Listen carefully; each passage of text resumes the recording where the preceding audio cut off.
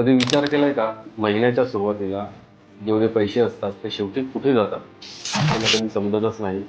आपण सगळे म्हणतो खर्च झाले तो कशात झाले कळतच नाही. हाच प्रॉब्लेम आहे बजेट न बनवणार. बजेट म्हणजे काय? ते म्हणजे आपल्याला पैशासाठीचा मार्गदर्शक नकाशा बनवणे.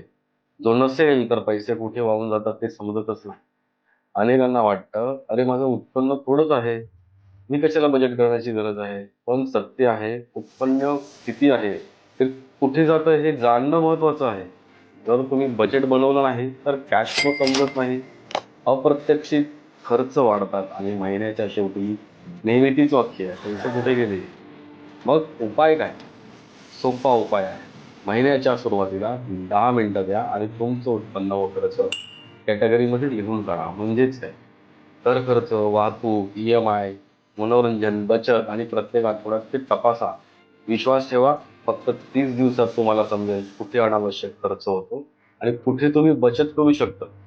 कारण बजेट म्हणजे बंधन नाही, ते नियंत्रण आहे तुमच्या पैशावर, तुमच्या भविष्यावर नियंत्रण.